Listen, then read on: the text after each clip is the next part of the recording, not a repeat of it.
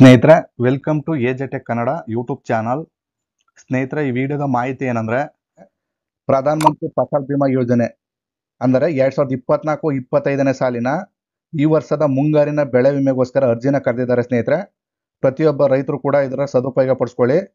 ನಾನು ಈ ವಿಡಿಯೋದಲ್ಲಿ ಕೇವಲ ಮಾಹಿತಿ ಅಲ್ಲ ಸ್ನೇಹಿತರೆ, CSC ಲಾಗಿನಲ್ಲಿ ಬೆಳೆ ವಿಮೆಗೆ ಅಪ್ಲೈ ಮಾಡೋದು, ರೈತರ ಹತ್ರ ಯಾವ್ಯಾವ ದಾಖಲಾತಿಗಳು ಬೇಕು, ಅದೇ ರೀತಿ ನಿಮ್ಮ ಏರಿಯಾದಲ್ಲಿ ಯಾವ ಬೆಳೆಗೆಲ್ಲ ನೀವು ಇನ್ಶೂರೆನ್ಸ್ನ ಮಾಡಿಸ್ಬೋದು, ಅದರ ಜೊತೆಗೆ ನಿಮ್ಮ ಇನ್ಶೂರೆನ್ಸ್ ಪ್ರೀಮಿಯಂ ಎಷ್ಟು ಬರುತ್ತೆ ಎಕರೆಗೆ, ಪ್ರತಿಯೊಂದು ಡೀಟೇಲ್ಸ್ನು ಕೂಡ ಈ ವಿಡಿಯೋದಲ್ಲಿ ಕವರ್ ಮಾಡಿದ್ದೀನಿ.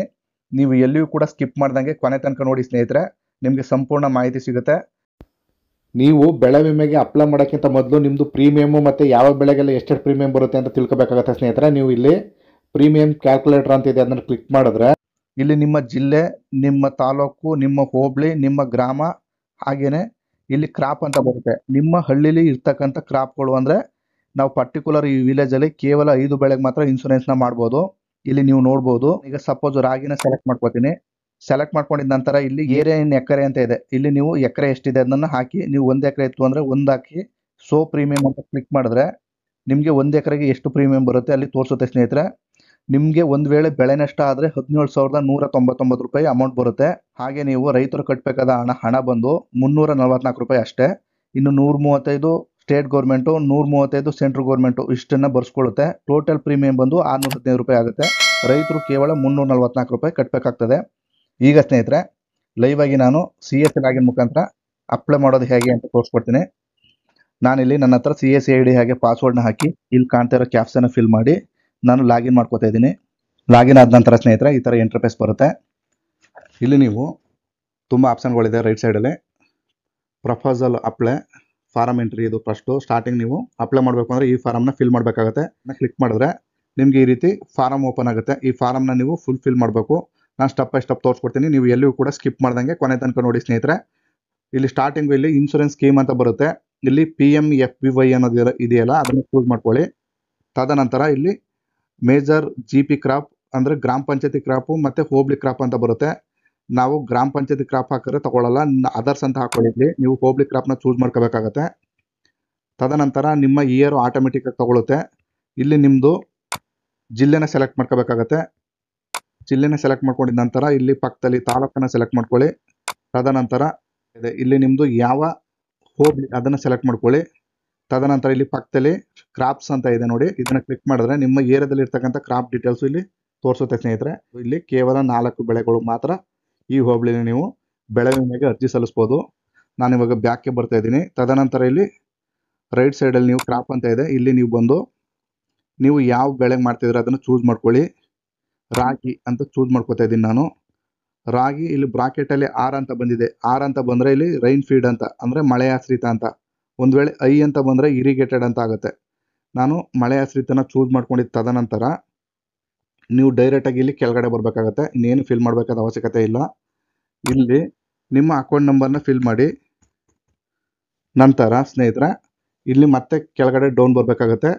ಇಲ್ಲಿ ಯಾರ ಹೆಸರಲ್ಲಿ ನೀವು ವಿಮೆನ ತುಂಬ್ತಾ ಇದ್ದೀರಾ ಅವರ ಆಧಾರ್ ನಂಬರ್ನ ಇಲ್ಲಿ ಫಿಲ್ ಮಾಡಬೇಕಾಗತ್ತೆ. ನಾನು ಫಿಲ್ ಮಾಡ್ತಾ ಇದ್ದೀನಿ. ತದನಂತರ ಇಲ್ಲಿ ಗೆಟ್ ಆಧಾರ್ ಅಂತ ಇದೆ, ಇದನ್ನು ಕ್ಲಿಕ್ ಮಾಡಿ. ನಂತರ name of the proposer as per Aadhaar card in English ಅಂದರೆ ಆಧಾರ್ ಕಾರ್ಡಲ್ಲಿ ಯಾವ ರೀತಿ ಹೆಸರು ಇದೆಯೋ ಆ ರೀತಿ ನೀವು ಅಲ್ಲಿ ಫಿಲಪ್ ಮಾಡಬೇಕಾಗತ್ತೆ. ನೇಮ್ನ ಫಿಲ್ ಮಾಡಿದ ನಂತರ ಇಲ್ಲಿ ವ್ಯಾಲಿಡೇಟ್ ಅಂತ ಇದೆ, ಇದನ್ನು ಕ್ಲಿಕ್ ಮಾಡಿ. ಇಲ್ಲಿ ನಿಮಗೆ ನಿಮ್ಮ FID ನಂಬರ್ ಫೈಂಡ್ ಆಗುತ್ತೆ ಸ್ನೇಹಿತರೆ. ನಿಮ್ಮ ಕೃಷಿ ಇಲಾಖೆಯಲ್ಲಿ ನೀವು FIDನ ಕ್ರಿಯೇಟ್ ಮಾಡ್ಕೊಂಡಿದ್ರೆ FID ನಂಬರ್ ಇಲ್ಲಿ ಶೋ ಆಗುತ್ತೆ ಸ್ನೇಹಿತರೆ. ನೀವು ಜಸ್ಟ್ ಅದನ್ನ ಕ್ಲಿಕ್ ಮಾಡಿದ್ರೆ ಸಾಕು, ನಿಮ್ಮ ಡಾಟಾ ಆಟೋಮೆಟಿಕ್ಕಾಗಿ ಇಲ್ಲಿ ನೋಡಿ ಸ್ನೇಹಿತರೆ. ಆ ರೈತನ ಹೆಸರಲ್ಲಿ ಇರ್ತಕ್ಕಂಥ ಜಮೀನು, ಹಾಗೆಯೇ ಆತನ ಅಡ್ರೆಸ್ಸು, ಹಾಗೆಯೇ ಎಷ್ಟು ಗುಂಟೆ ಜಮೀನಿದೆ ರೈತನಿಗೆ, ಎಲ್ಲ ಡೀಟೇಲ್ಸು ಇಲ್ಲಿ ಓಪನ್ ಆಗುತ್ತೆ. ನೀವು ನೋಡ್ಬೋದು ಇಲ್ಲಿ ಟಿಕ್ ಬಾಕ್ಸ್ ಇದೆ, ಅದನ್ನ ಕ್ಲಿಕ್ ಮಾಡಿ ನೀವು ಇಲ್ಲಿ ಕನ್ಫರ್ಮ್ ಅಂತ ಮಾಡಿ. ನೋಡಿ ಇಲ್ಲಿ ನಿಮ್ಮ ಬೆಳೆ ಸೆಲೆಕ್ಟ್ ಆಯಿತು. ತದನಂತರ ನೀವು ಇಲ್ಲಿ ಸೇವ್ ಅಂತ ಮಾಡಬೇಕಾಗ್ತದೆ. ಸೇವ್ ಅಂತ ಮಾಡಿದ ನಂತರ survey number saved, click on close.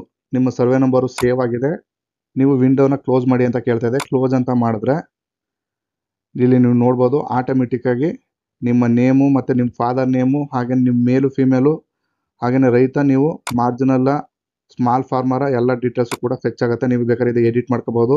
ತದನಂತರ ನಿಮ್ಮ ಡೇಟ್ ಆಫ್ ಬರ್ತು, ಹಾಗೆಯೇ ನಿಮ್ಮ ಫೋನ್ ನಂಬರು, ಹಾಗೆಯೇ ನಿಮ್ಮದು ಬ್ಯಾಂಕ್ ಟೈಪ್ ಅಂತ ಕೇಳುತ್ತೆ ಸ್ನೇಹಿತರೆ. ಇಲ್ಲಿ ನೀವು ಅದಕ್ಕಿಂತ ಮೊದಲು ನಿಮ್ಮ ಏರಿಯಾದ ಪಿನ್ ಕೋಡ್ನ ಹಾಕೊಳ್ಳಿ. ನಂತರ ಇಲ್ಲಿ ಬ್ಯಾಂಕ್ ಟೈಪ್ ಅಂತ ಕೇಳ್ತಾ ಇದೆ. ಇಲ್ಲಿ ನೀವು ಪ್ರತಿಯೊಬ್ಬರು ಕೂಡ ನ್ಯಾಷನಲೈಸ್ಡ್ ಅಂತ ಹಾಕೊಳ್ಳಿ. ನಂತರ ಇಲ್ಲಿ ಬ್ಯಾಂಕ್ ನೇಮ್ ಅಂತ ಕೇಳುತ್ತೆ. ಇಲ್ಲಿ ನಿಮ್ಮದು ಯಾವ ಬ್ಯಾಂಕ್ ಇದೆ ಇಷ್ಟು ಬ್ಯಾಂಕಲ್ಲಿ ಚೂಸ್ ಮಾಡ್ಕೊಳ್ಳಿ. ನಾನು ಸ್ಟೇಟ್ ಬ್ಯಾಂಕ್ ಆಫ್ ಇಂಡಿಯಾನ ಸೆಲೆಕ್ಟ್ ಮಾಡ್ಕೊತಿದ್ದೀನಿ. ತದನಂತರ ಇಲ್ಲಿ ಬ್ರಾಂಚ್ ನೇಮ್ ಅಂತ ಕೇಳುತ್ತೆ. ಇಲ್ಲಿ ನೀವು ನಿಮ್ಮ ಬ್ರಾಂಚ್ಗಳ ನೇಮ್ನ ಸೆಲೆಕ್ಟ್ ಮಾಡ್ಕೋಬೇಕಾಗತ್ತೆ. ಸರ್ಚ್ ಮಾಡ್ಕೊಂಡಿದ ನಂತರ ಸ್ನೇಹಿತರೆ ನೀವು ಇಲ್ಲಿ ಕನ್ಸಲ್ ಬಾಕ್ಸ್ ಇದೆ, ಇದನ್ನ ಕ್ಲಿಕ್ ಮಾಡಿ ಡಿಕ್ಲೇರ್ ಮಾಡಬೇಕಾಗುತ್ತೆ. ಸೇವ್ ಡಾಟಾ ಅಂತ ಇದೆ, ಇದನ್ನ ಕ್ಲಿಕ್ ಮಾಡಿ. ನಂತರ application saved successfully, application number is ಅಂತ ನಿಮ್ಮ ಅಪ್ಲಿಕೇಶನ್ ನಂಬರ್ ಕೂಡ ಶೋ ಆಗುತ್ತೆ ಸ್ನೇಹಿತರೆ. ನೀವು ಓಕೆ ಮಾಡಿ. ತದನಂತರ ನೀವು ಕೆಳಗಡೆ ಬರಬೇಕಾಗತ್ತೆ. ಇಲ್ಲಿ ಗೆಟ್ ಓನರ್ಸ್ ಫ್ರಮ್ ಫ್ರೂಟ್ಸ್ ಅಂತ ಕಾಣುತ್ತೆ, ಇದನ್ನ ಕ್ಲಿಕ್ ಮಾಡಿ. ಕ್ಲಿಕ್ ಮಾಡಿದ ನಂತರ ನಿಮ್ಮ ಫ್ರೂಟ್ಸಲ್ಲಿ ಇರ್ತಕ್ಕಂಥ ಹೆಸರು, ಹಾಗೆಯೇ ನಿಮ್ಮದು ಸರ್ವೆ ನಂಬರು ಮತ್ತು FID ಎಲ್ಲ ಕೂಡ ಆಟೋಮೆಟಿಕ್ಕಾಗಿ ತಗೊಳುತ್ತೆ. ಇಲ್ಲಿ ಪಕ್ಕದಲ್ಲಿ ಸೆಲೆಕ್ಟ್ ಅಂತ ಇದೆ, ಅದನ್ನು ಕ್ಲಿಕ್ ಮಾಡಿ. ನಂತರ ನಿಮ್ಮದು ಸೆಲೆಕ್ಟ್ ಆಗ್ತು. ಸೇವ್ ಓನರ್ಸ್ ಅಂತ ಇಲ್ಲಿ ಸೇವ್ ಮಾಡಬೇಕಾಗ್ತದೆ. ಸೇವ್ ಓನರ್ಸ್ ಅಂತ ಕ್ಲಿಕ್ ಮಾಡಿದೆ. ತದನಂತರ ನಿಮ್ಮ ಡಾಟಾ ಆಟೋಮೆಟಿಕ್ಕಾಗಿ ಸೆಲೆಕ್ಟ್ ಆಗ್ತು. ನಂತರ ಸ್ನೇಹಿತರೆ ನೀವು ಇಲ್ಲಿ ಸೆಲೆಕ್ಟ್ ಅಂತ ಇದೆ, ನೀವೀಗ ಪ್ರೀಮಿಯಂನ ಇಲ್ಲಿ ಸೆಲೆಕ್ಟ್ ಮಾಡ್ಕೋಬೇಕಾಗತ್ತೆ. ಇಲ್ಲಿ ಸೆಲೆಕ್ಟ್ ಮಾಡಿದ ನಂತರ ನೆಕ್ಸ್ಟ್ ಒಂದು ಪಾಪಪ್ ಬರುತ್ತೆ. ಈ ರೀತಿ ನೀವು ಯಾವ ಬೆಳೆಗೆ ಸೆಲೆಕ್ಟ್ ಮಾಡ್ಕೊಂಡಿದ್ದೀರಿ ಆ ಬೆಳೆ ಇಲ್ಲಿ ಕಂಡು ಬರುತ್ತೆ. ತದನಂತರ ಇಲ್ಲಿ ನಿಮ್ಮ ಎಕರೆಗಳನ್ನ ಹಾಕಬೇಕಾಗ್ತದೆ. ಇಲ್ಲಿ ನಿಮ್ಮದು ಎಷ್ಟು ಎಕರೆ ಇದೆ ಕ್ರಾಪು ಅದನ್ನು ಹಾಕಬೇಕಾಗತ್ತೆ. ಇಲ್ಲಿ ನೀವು ಫಸ್ಟ್ ಕಾಲಮ್ ಬಂದು ಎಕರೆನ ಹಾಕಿ, ಸೆಕೆಂಡ್ ಕಾಲಮ್ ಬಂದು ನಿಮ್ಮದು ಕುಂಟೆ ಇದ್ದರೆ ಕುಂಟೆನ ಹಾಕಿ, ಹಾಗೆಯೇ ಮೂರನೇ ಕಾಲಮ್ ಬಂದು ಅಲ್ಲಿ 0 ಅಂತ ಹಾಕಿ. ನೀವು 1 ಎಕರೆ 23 ಕುಂಟೆ ಇತ್ತು ಅಂದರೆ ಅಷ್ಟು ಹಾಕಿ. ಒಂದು ವೇಳೆ 1 ಎಕರೆ ಇತ್ತು ಅಂದರೆ ನೀವು ಎರಡನೇ ಕಾಲಮೇಲೂ ಕೂಡ 0 ಹಾಕಬೇಕಾಗತ್ತೆ, ಎರಡು ಕಾಲಮೇಲೂ ಕೂಡ. ಈಗ ನನ್ನ ಕೇಸಲ್ಲಿ ಬರೀ ಗುಂಟ ಇರೋದ್ರಿಂದ ನಾನು ಕೇವಲ ಗುಂಟನ ಸೆಲೆಕ್ಟ್ ಮಾಡ್ಕೊತಾ ಇದ್ದೀನಿ. ಫಸ್ಟ್ ಕಾಲಮ್ಗೆ 0 ಹಾಕ್ತಾ ಇದ್ದೀನಿ, ಸೆಕೆಂಡ್ನೇ ಕಾಲಮ್ಗೆ ನಾನು ಗುಂಟ ಹಾಕ್ತಾ ಇದ್ದೀನಿ, ಹಾಗೆಯೇ ಮೂರನೇ ಕಾಲಮ್ಗೂ ಕೂಡ ಗುಂಟನ ಹಾಕ್ತಾ ಇದ್ದೀನಿ. ಹಾಕಿದ ನಂತರ 26 ಗುಂಟ. ಇದಕ್ಕೆ ಪ್ರೀಮಿಯಂ ಎಷ್ಟು ಬರುತ್ತೆ, ಇಲ್ಲಿ ಪಕ್ಕದಲ್ಲಿ ಕಾಲಮ್ ಇದೆ ನೋಡಿ, ಇದನ್ನ ಕ್ಲಿಕ್ ಮಾಡಿದ್ರೆ ಆ 26 ಕುಂಟೆಗೆ ಬರ್ತಕ್ಕಂಥ ಪ್ರೀಮಿಯಂ ಇಲ್ಲಿ ಶೋ ಆಗುತ್ತೆ ಸ್ನೇಹಿತರೆ. ಇಲ್ಲಿ ನೀವು ನೋಡ್ಬೋದು ಸಮ್ಮರ್ ಸೂಟ್ ಬಂದು ಒಂದು ವೇಳೆ ಬೆಳೆ ನಷ್ಟ ಆಯಿತು ಅಂದರೆ ನಿಮಗೆ 11,160 ರೂಪಾಯಿ ಬರುತ್ತೆ.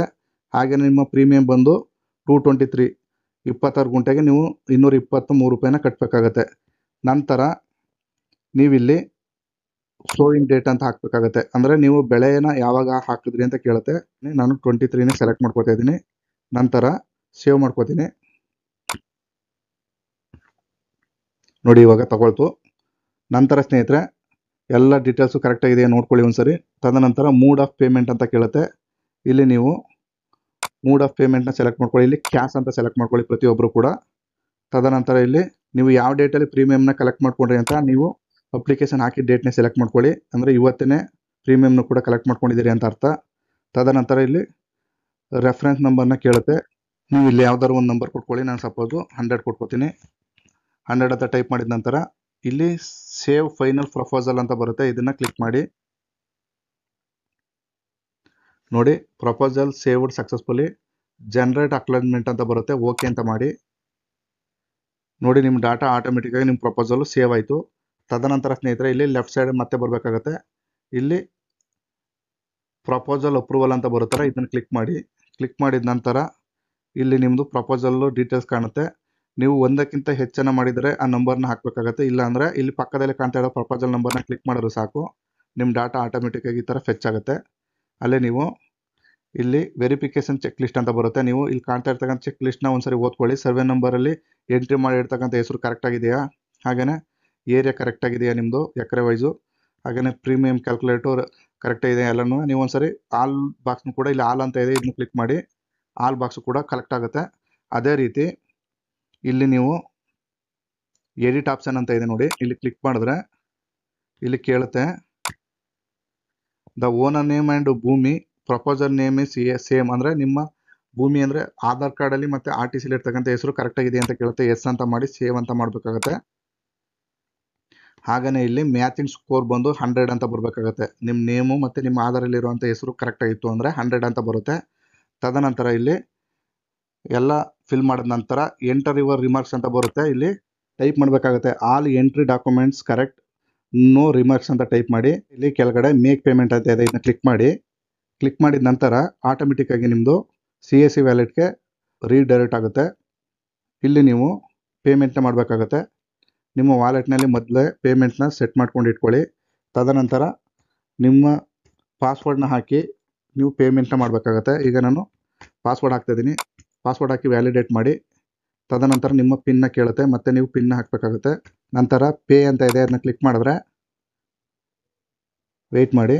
ನೋಡಿ, ಸಕ್ಸಸ್ಫುಲ್ಲಾಗಿ ನಿಮ್ಮದು ಪೇಮೆಂಟ್ ಸಕ್ಸಸ್ಫುಲ್ ಆಯಿತು. ಇಲ್ಲಿ ಟ್ರಾನ್ಸಾಕ್ಷನ್ ಇಸ್ ಸಕ್ಸಸ್ಫುಲ್ ಅಂತ ಬಂದಿದೆ. ಹಾಗೆಯೇ ಅಕ್ನಾಲಜ್ಮೆಂಟ್ ಅಂತ ಬಂದಿದೆ. ಇದನ್ನ ಕ್ಲಿಕ್ ಮಾಡಿದ್ರೆ ಈ ರೀತಿ ನಿಮ್ಮದು ಸಕ್ಸಸ್ಫುಲ್ಲಾಗಿ ನಿಮ್ಮ ಪೇಮೆಂಟು ಅಂದರೆ ನೀವು ಹಾಕಿರ್ತಕ್ಕಂಥ ಅರ್ಜಿಯ ಸ್ವೀಕೃತಿ ಪತ್ರ ಓಪನ್ ಆಗುತ್ತೆ. ನೀವು ಇದನ್ನು ಕಸ್ಟಮರ್ಗೆ ಪ್ರಿಂಟ್ ಮಾಡಿಕೊಡ್ಬೋದು, ಇಲ್ಲಾಂದರೆ ಸೇವ್ ಮಾಡಿ ಕೂಡ ಇಟ್ಕೋಬೋದು ಸ್ನೇಹಿತರೆ. ಇದಿಷ್ಟು ಸ್ನೇಹಿತರೆ ಮಾಹಿತಿ. ಈ ಮಾಹಿತಿ ನಿಮ್ಗೆ ಇಷ್ಟವಾಗಿದ್ದರೆ ದಯವಿಟ್ಟು ನಮ್ಮ ಚಾನಲ್ನ ಸಬ್ಸ್ಕ್ರೈಬ್ ಮಾಡ್ಕೊಳ್ಳಿ. AJ tech Kannada YouTube channel ಅಂತ. ಇಲ್ಲಿ ತನಕ ವಿಡಿಯೋ ನೋಡಿದ್ದಕ್ಕೆ ಎಲ್ಲರಿಗೂ ಧನ್ಯವಾದಗಳು. ನಮಸ್ಕಾರ ಸ್ನೇಹಿತರೆ.